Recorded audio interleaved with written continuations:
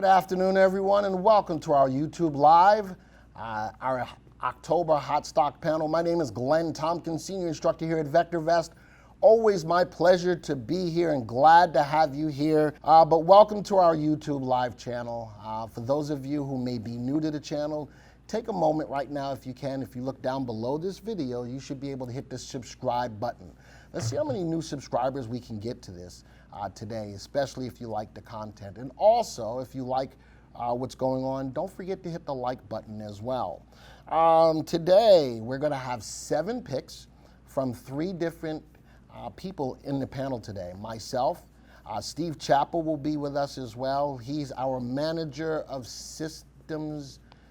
Director of Trading Systems Development. Thank you, the Director of Trading Systems Development. A good friend of mine, been with VectorVest probably about 19 years. I've been here 16 years. He's a mentor of mine. I value his opinion. I don't always agree with his opinion, but I definitely value his opinion. He's got a lot to offer to VectorVest and to myself. And special guest today, all the way from Ireland. That's a far away. That's not just a drive away. But we have Susan Hayes-Colton, who is the Managing Director for EU.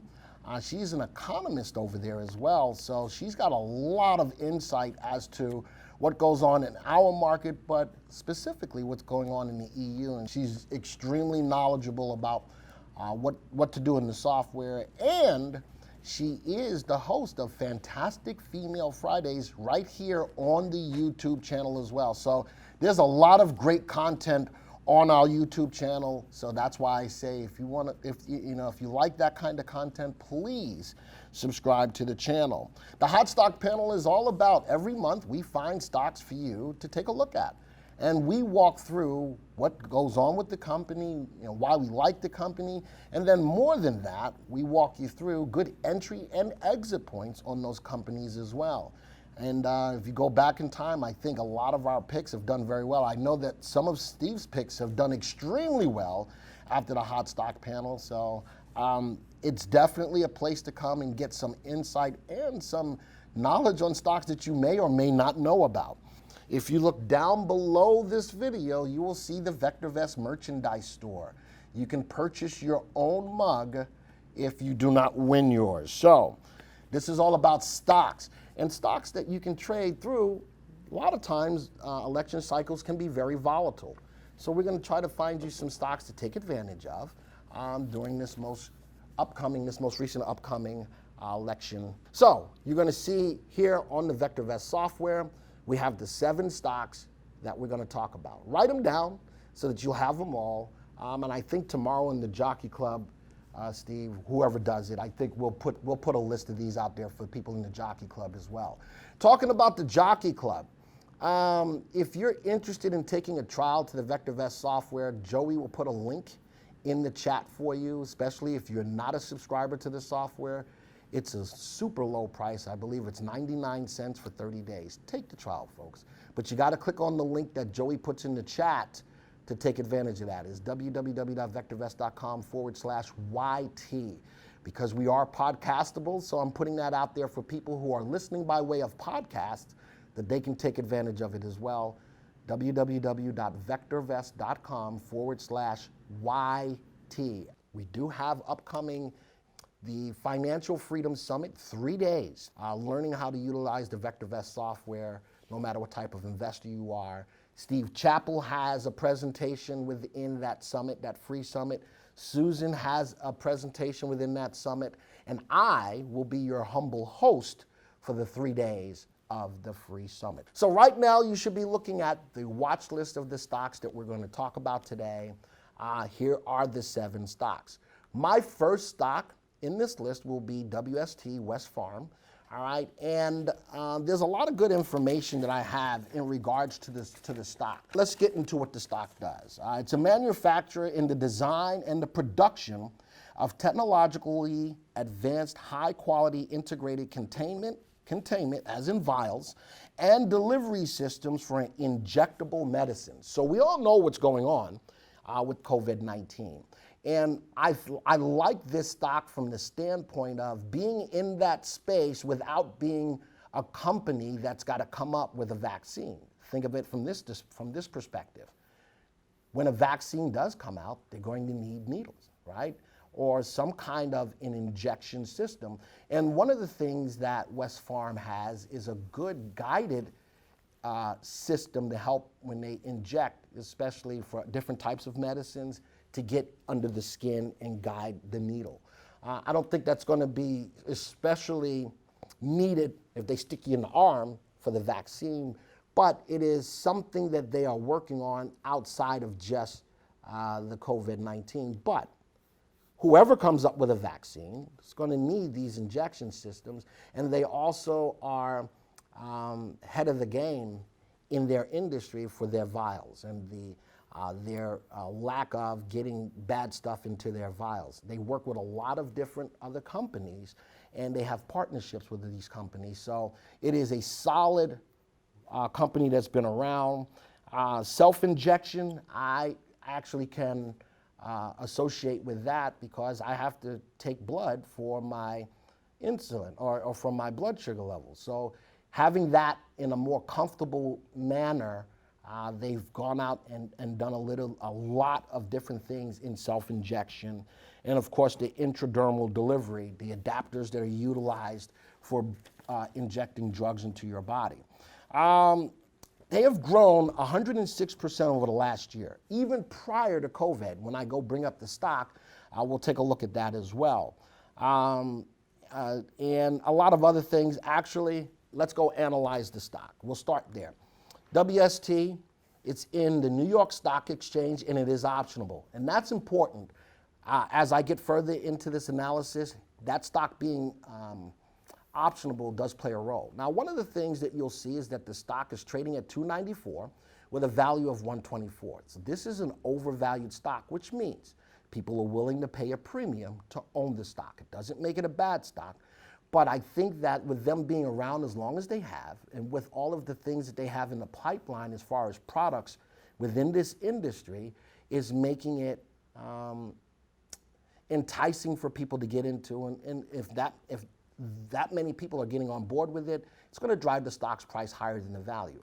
As I go and look at the VectorVest software, relative value, which looks at a stock's long-term upside price appreciation potential as compared to an alternative investment in a AAA corporate bond. What does that mean? Well, you know that when you buy a bond, after it matures, you get your money back with a small interest rate. This relative value indicator helps me to understand, do I want to hold this stock over the next 1 to 3 years or buy into that AAA corporate bond? Well, it's above the value of 1 based or cast on a scale between 0 and 2. So above 1 is favorable. The stock has got more upside as compared to a AAA corporate bond. Relative safety is an indicator of risk. How risky is the stock before you pull the trigger on it? It looks at the consistency and predictability of a company's financial performance. Does this company meet or exceed earnings quarter over quarter, year over year? And if a company consistently meets or exceeds its earnings, they're growing, they're making money, and that's the bottom line for any company that you get into. Relative value and relative safety are our fundamental indicators. We're one of the only companies in this industry, this financial industry, that analyzes stocks on more than just a fundamental basis. We have a technical indicator called RT, also cast on that scale between 0 and 2. Above 1, the stock's in an uptrend. The higher above 1 it is, the faster in an uptrend it is. So we can look at the stock's upside potential, its safety potential, its ability to make money in the market right now or go up in price. An RT of 1.23, the stock is in an uptrend. Before I go look at the graph, I want to look at a couple of other things. The stock is a buy recommendation. They grow their earnings, so not only are they beating earnings, but they grow their earnings at a clip of 18% a year. Double-digit growth of earnings. That's also a very positive sign.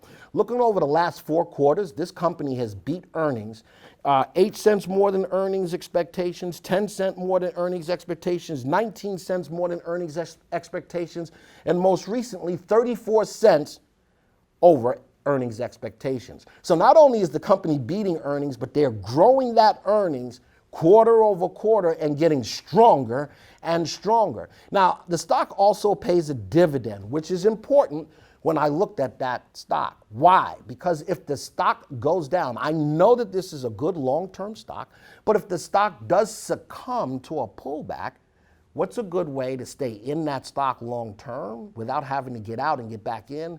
Play options on it. So we noticed that the stock does have options. A good way to protect yourself if the stock's price goes down and sell a covered call. All right, or something along those lines. Buy a protective put, something in that realm. And from their dividend at 64 cents, which is annualized, you need to divide that by 4 to see what they do quarterly. How about they have a dividend safety of 99? That tells me that this company will continue to either maintain its current dividends or grow it. That is on a scale between, what is it, 0 and 99? Is that not correct? Or is it 100? It is 99. They are at the highest realm of dividend safety. So this company is a good, solid company that has gone up nicely over the last year, pays a dividend, is going to be a strong candidate to maintain or grow that dividend. There's a lot that's going on that I love about the stock. And now what I'm going to do, now that I've analyzed the stock, I'm going to go look at the graph of the stock. Let's go find West. There it is. I've got a 1-year graph of the stock. I'm also looking at a 20-period exponential moving average. I like an exponential moving average as opposed to a simple or weighted, my own opinion, okay? I'm also looking at relative timing, which tells me when the stock's in an uptrend and when it's in a downtrend. Notice that over the last year, the stock has spent way more time in an uptrend than not. Now, something that does catch my attention, and this is why those options come into play. The stock's price is currently going up. Today, it's hit a new 1-year high, but I'm watching the move on relative timing trending down, even though it's above the value of 1. Also, I see that the stock most recently was in a channel looking at support and resistance. It broke out of the channel. It had a follow-through. What I'm looking at possibly, as far as getting into it, I would buy 12 cents higher than the high because it's a $293 stock to make sure that I'm buying into a rising stock. But the graph tells a story. The stock is definitely moving from the bottom left to the top right over the last year. Earnings per share is growing like nobody's business. Earnings is the engine that drives the stock's price higher. So this does catch my attention about relative timing going down, but I do have a level of a stop sitting at that level of the support, which I cannot see on the graph, and that's fine. But looking at a graph, I've got a finite line of knowing if the stock's price falls below it, that's probably a good time to no longer own the stock or use that level of support as a bouncing mechanism to say every time 1, 2, 3 times it's hit that level of support, it has bounced back up, came to a level of support, resistance recently, but most recently broke out. I think that as we get closer to a vaccine, this is a company that will be looked at as a methodology of getting the vaccine from the vial into a body. So that's what I'm looking at from an entry perspective. I like the graph, 12 cents higher than the high. Unfortunately, if it does pull back, you have a finite line, I think, of support. But if it breaks down below that support while owning it, you probably want to get out of the stock then. But if it does pull back, you can play options like either a covered call or buying a protective put to protect you against this good long-term play. All right, that's all I got. Steve, any insight? Yeah, sure thing. I mean, first of all, I do like the pick. I think it's a solid pick here overall. I'm going to take COVID out of the situation because I think we rightly can do that. If you look at the earnings and earnings trajectory on the chart, it's very, very strong. So they're doing well, you know, with or without whatever might happen over the next year or may not happen over the next year. I love breakouts. I've been trading a lot of them here over the course of the past couple of weeks. This is a breakout candidate as it's breaking through resistance, as you pointed out. I like the idea of buying it as it continues to rise with the buy stop order above the high. I love everything that you said there. One thing, well, two, I've already mentioned the strong fundamentals, which is terrific for investors. So this is suitable for investors. It's also suitable for traders. And I would say this, The height of the channel is generally the expected short-term return on the breakout. So I'm not sure, you said you had trouble reading the numbers. I think it's about 20 points. Let's see if I can make this better. Still no, but I can't see. But yeah, I'm going to say somewhere. Use the date line and go to the. Oh, I could do that. Go to the low and then go to the high. Back 2 bars. There you go. 9.4. The low is 254. All right, and then nope, and then go to the. Yep. And the high that day was 287. So 254 to 287. Yeah, so you got 30, roughly. We'll call it 30. Okay. We'll call it 30 points of expected move here over the short term, actually, is fairly attractive. Susan. Well, a couple of things that stand out to me here is particularly when you make the point about you, and I quote, earnings are growing like nobody's business. So just while you were talking there, Glenn, I took a look in at the 2020 proxy statement. So I just said I was going to go in and take a look around at the actual set of accounts, and a couple of things, 3 things in particular stand out to me. The first one is that it has a full year 2019 operating cash flow of 367 million. While that's a lovely number, I mean, to put it in context, that is a 27% increase on the year before. And this is in anticipation of, as you mentioned, if there's a COVID vaccine, etc. But as well as that, you know, you mentioned about the self-injection and so on, is that my dad has diabetes now. He takes tablets, but the point I'm making here is that this isn't something that people choose not to necessarily do. So there's going to be a high retention in terms of its customer base. So when we see an increase of operating cash flow of 27%, we are dealing with a defensive stock, and I think that that's very important to mention. However, the second thing that I wanted to bring up here is, of the operating cash flow, 126.4 million was actually put back into capital expenditure. So this company isn't sitting on its laurels, it's also reinvesting as well. It's putting half of that operating cash flow is being put into capital expenditure. And the third thing, and this really jumps out at me, particularly when you're talking about the growth of earnings, and when you're looking at that lovely graph there from the bottom left to the top right hand corner of the earnings per share, is that the gross profit margin was 32.9%. That means for every dollar that is coming into the company, a third of it is still there after the cost of sales. So I think that that's really, really important. So it's an important point to mention. 2 other points that jumped out at me actually as well is that when we take a look at stocks today, all right across the database, whether you look at our own one in Europe or whether you look in the US, it's very difficult to find high CI stocks. But this is one. You might just click on the CI, the comfort index there, please. Anybody who has met me before, either digitally or in person, will know I'm a big fan of the comfort index. And in essence, the comfort index is a stock's ability to withstand severe or lengthy price declines. Or another way of putting this is it's a beautiful way to find stocks that start at the bottom left-hand corner and move to the top right-hand corner. Glenn also mentioned about using options there. Now you can see the CI there. See the way the CI, even right, if you come right up to today, Glenn, right up to today, CI is at 1.72. That's very, very high, very high. It's very high anyway, but it's also very high relative to all the volatility we've seen this year. But high CI stocks are really great for options when it comes to, again, whether it's selling your, pretty far out in terms of price and close in the month to cover calls, or if you're selling short puts. The last thing I'm going to mention, if it's okay here, Glenn, is can I ask you to put on GPE? I was particularly struck by this. So GPE, just again, while Glenn is putting this on, GPE is growth to the PE ratio. So this is, well, how are the earnings growing? But if we divide by the PE ratio, it is how can we find fast growing earnings that are available at a relatively decent valuation? The GPE at 0.26 is very low. So therefore, what we can see here is that we've got a healthy figure, and we've got one that really stands out. We've got a healthy CI here. We've got a really healthy moat for any of you who are Buffett fans, from a profitability point of view. So certainly, I think everything that Steve said, I agree with as regards being a trade. But certainly, in terms of a long-term investment point of view, there's a lot that's good, and that's going on here as well. Then, well done. Excellent. Well, thank you for that. And I want you at all of my panels. You make me feel good about all my picks. Steve does as well. But I from an economist standpoint, I love that, because a lot of the stuff that you just talked about was not things that I was thinking about.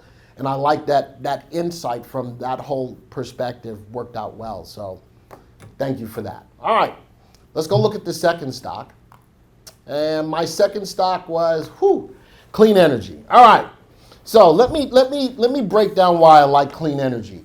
On this channel, we also do Trending Thursday. Every Thursday, where we talk about stocks that are making the news. I want to tell you in regards to clean energy, we were talking about it back in July 9th of 2020. I went back through my notes to see when we started talking about clean energy. Why did it come up in my analysis? Well, I did a 10-day price delta on industries on 7/9 of 2020. Okay, that industry was up 12.16% in 10 days. 10 days, 2 trading weeks. All right. It was the second fastest moving industry at that time. It was number 26 on the list of 221 industries. So at that point in time, I said, wow, this is moving. Let's take a look at it. We started looking at it on that date, and ever since then, clean energy has been moving. The price of the industry on that date was $18.45. As of today, it is trading, the industry is trading at $31.09. The industry has gone up tremendously in regards, it's doubled, 1845, 31, no, it's less than double. 18 would be 36. It's gone up a lot. All right, I looked at the last 13 weeks of the industry on a weekly graph. 13 weeks, I've had 3 down weeks on that industry. This is a strong industry. As of today, it is up. I did the same search, the 10-day delta on industries. As of today, this industry is up 30% in the last 10 days, and it's the number 4 industry in our database. This is a strong industry. Side note, just so that you know, and this is the power of the software, if you do not have a trial, this is why you should consider taking a trial. Side note, mining uranium is up 32% over the last 10 days. It's number 185 on 221 in our industries. I'm not telling you it's the next clean energy, but it is something that the software is bringing to the forefront as a mover as of right now. So that's why I like this industry, and I decided in this time for the presidential cycle to take the whole industry. Instead of looking for one stock in particular, why not take advantage of the whole industry? And that's why I'm looking at ICLM. Because it is an ETF that tracks the entire industry, the price and the value will remain the same, and on our proprietary indicators, RV and RS will remain the same. But what catches my attention, relative timing on that industry is up at 1.53. It is a fast moving industry. All right, so if I right click, let's go up to the graphs. Let's go up to iClean. There's the stock on a 1-year graph. All right, now what's really taking center stage in this industry tends to be the electric vehicles. If you've noticed on Trending Thursday, I've talked a lot, not only about clean energy, but all of the stories related behind electric vehicles, where Tesla is the big boy. And everybody's going after Tesla. So a lot of companies, I've talked about IPOs of some of these companies that are coming into this space because it is a viable, hot space. All right, looking over the last year, again with my 20-day exponential moving average, spent more time above it, hitting a new 1-year high today. Look at the 1, 2, 3, 4, 5, 6, 7, 8 days. Out of the last 8 days, only down 1. And even that down day was an open candle where the price started at the bottom of the candle and went back up, definitely pulling higher. Now, point can come into and it was brought to my attention that the stock looks kind of parabolic. That's fine. So let's talk about that. From an entry point, I'd like getting in. This is a $20 stock, 12 cents higher than the high. But you know what I have as a good point of getting out or egress? How about that 20-day exponential moving average? It's serving as a beautiful support line as the stock's price is going up. Now, you notice here it rode that line, but never really fully closed below it. Actually, unless I make that line a little thinner than what it is, it might show that. But what did the stock do? The stock consolidated during this time period. If I put on support and resistance, it probably sat in a little bit of a channel and then broke out and look at the stock's price run. I love that RT is clearly above 1. Not only is the stock price going up, but it's doing so on above average volume. That's huge because volume is conviction. So not only is the stock's price going up, it's doing so on good volume. I would pay attention to the nice, steady, steep upturn as opposed to back here where the upturn was more gradual. The upturn here is more steep, but I like using the 20-day exponential moving average as a good point of egress because it's serving as a good level of support. I like the industry. I've been liking the industry for the last 3 months. I'm going to keep on liking the industry until I don't like it anymore, but I'll let you know when I don't like it anymore. But right now, I like it, and I love that here on YouTube, we got you guys interested in it 3 months ago. So that's where I stand as far as the clean energy spot right now. Steve? Yeah, so I better have good things to say about clean energy. We own 13 clean energy stocks in the Jockey Club right now. And 10 of them are from the trading system that I designed. So yeah, clean energy is huge. I think it runs all the way up to the election. I would definitely have my ear to the train tracks come election time. There might be some selling heading in based on uncertainty of outcomes. And those uncertainties could go on for quite a while. I don't want to, again, we're not going to get political, but we may not have a decided outcome of that election for quite some time. So, you know, long story short, I think short term, this trend could very well persist, quite honestly. The thing that, you know, if I'm going to play devil's advocate a bit, because I think we should in certain situations, there are stocks making wild moves on, you know, nothing more than just articles that are being put out to the masses. And what I mean by that, if anybody saw the stock last week, I think it was PSI. PPSI? Or no, I think it's PSI. Okay. It went from what, $5 to $60 on news that they might produce an electric vehicle in a couple of years. You know, and so there are, just to point out, there are stocks in this space that are making wild moves. And I think that has something to do with what you see on this graphic right now, okay? They're making wild moves without any real financial backdrop to rely on. So, you know, I would say this, get in there while it's hot. We're trading the heck out of this sucker right now, you know? But just kind of have one foot out the door mentality because, you know, it is parabolic, it will pull back. So you're kind of due for another one of those 1 week out of the 13. You know, you might very well run into that situation only to see it resurge on the backside of that, you know? So, you know, I realize this might sound like I'm talking in circles a little bit. This is a space where you need to have some exposure right now, period. The question is how much at this point? The easy money, that was a week ago.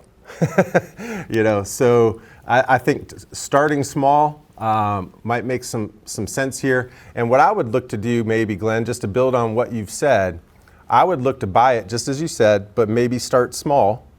When you pull back to the 20 average, which, oh, by the way, may happen, okay, because it does, right? It's happened 1, 2, 3, 4, 5, 6, 7, 8, 9, 10 times in the last 6 months, right?